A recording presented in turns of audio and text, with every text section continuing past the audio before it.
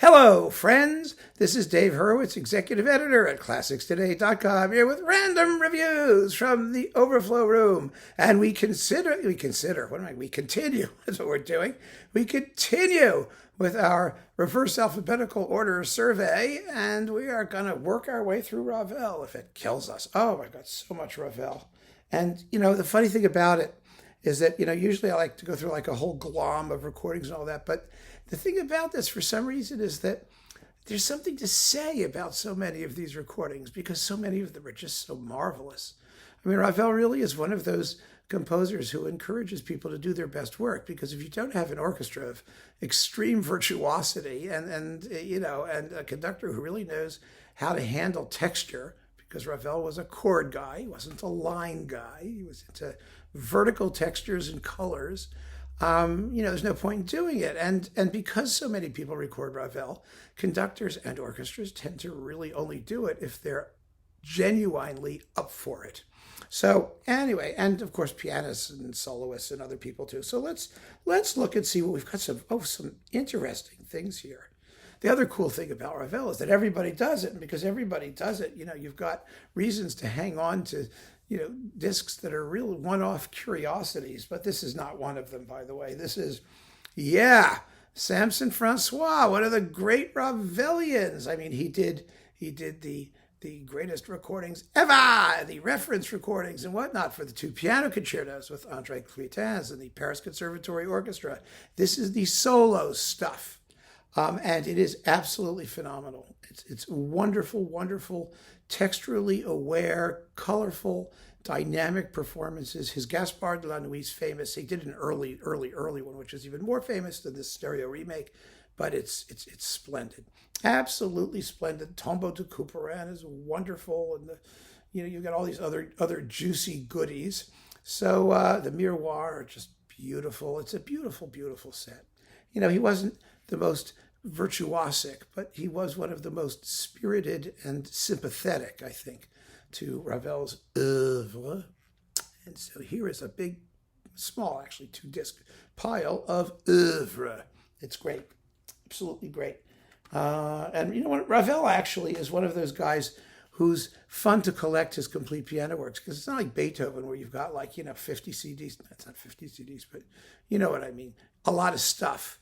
You get 9 or 10 CDs for the piano sonatas and then all the other short piano pieces and the Diabelli variations. And he works out to a dozen or so or more CDs.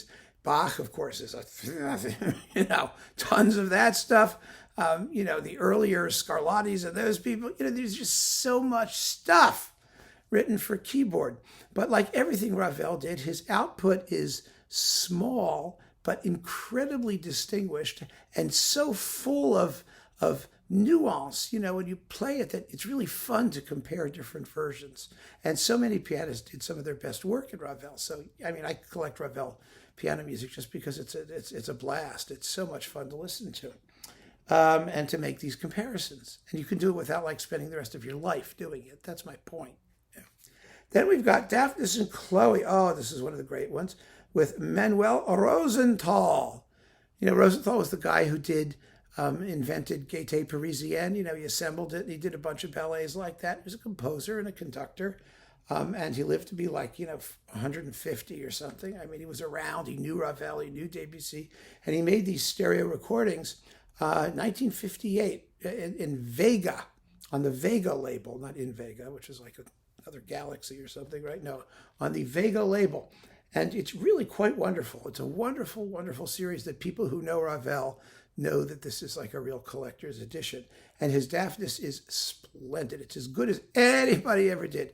Very deliberate in tempo. It's a little bit over an hour long, like 1 minute over, but it's gorgeous and full of dynamism and smart, intelligent tempo relationships. He was a ballet guy, and so he really knew how to pace the thing. And it's, what label is this on, by the way? This is on CD Accord, which is Universal.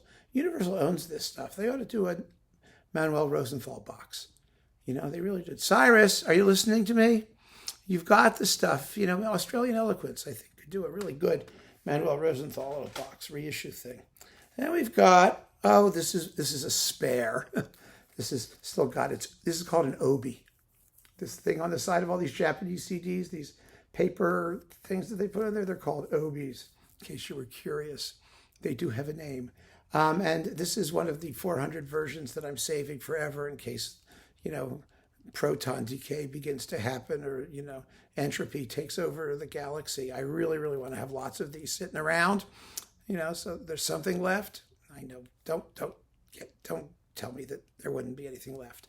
This would be left because it has an obi to preserve it. Anyway, this is the Munch, Daphnis and Chloe, the second one, the better sounding one. From 1961, it was recorded and released in 62, if I'm not mistaken. It's a knockout. Absolutely a knockout. Not set terribly quick in the final dance. It is a very deliberate tempo, but boy, oh boy, is it powerful, and it sounds great. I just love it. And then we've got this very interesting thing here. Glenn Gould. Yeah, he played Ravel, La Valse. It's what was one of his, he was such a virtuoso, but he used his virtuosity in kind of intriguing ways. So this is the complete La Valse for piano, arranged by Glenn Gould. And it's always fun to hear Gould do this stuff because Ravel was the ultimate chord guy as a composer, one of them. He was into vertical sonorities and textures, and Gould was the ultimate line guy as a pianist. He liked, linear delineation and contrapuntal interplay. And so he arranges in this to have some contrapuntal interplay. This is a nifty disc, actually, because you've got the Berg Sonata, Krenek's Piano Sonata No. 3, Webern's Variations for Piano, and Concerto for 9 Instruments, the Debussy Clarinet Rhapsody, in a version for clarinet, the version for clarinet and piano, which was Debussy's version, and then La Valse. It's one of those Gould curiosities, but it just does show how comprehensive his art really was and how intriguing. I mean, really, these are the kinds of things that impressed people, to make him out to be not just a weirdo, but also a really thoughtful artist. So yeah, on Sony. So that's fun. And then we've got, what's this one? Daphnis and Chloe Complete, coupled to Cazella's Paganiniana, and this is with Kirill Kondrashin and the Concertgebouw.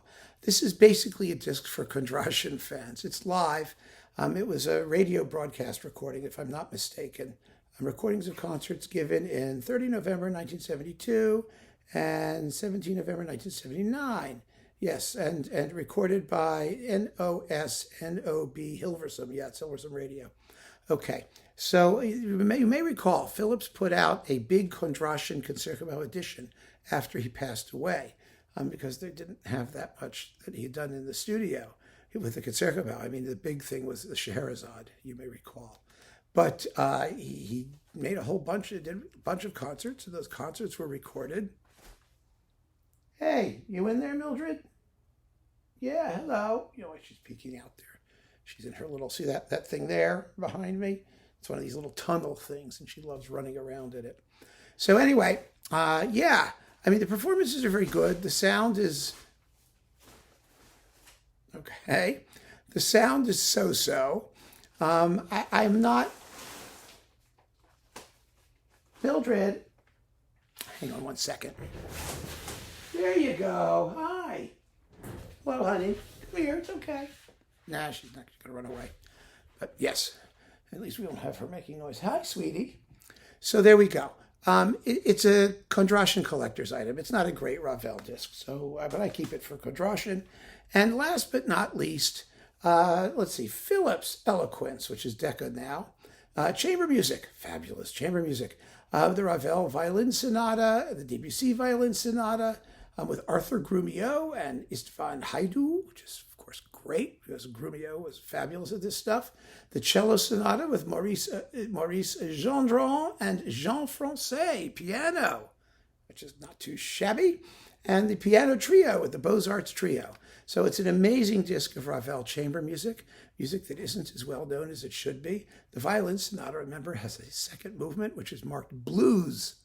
Yes, as in the blues, as in jazz. Ravel was fascinated by that stuff. Okay. They're running around in the other room. And yeah, fabulous, fabulous performances. This is a keeper. So there you have it, my friends. Yet more Ravel and random reviews from the Overflow room. Keep on listening, and thanks so much for joining me. Take care.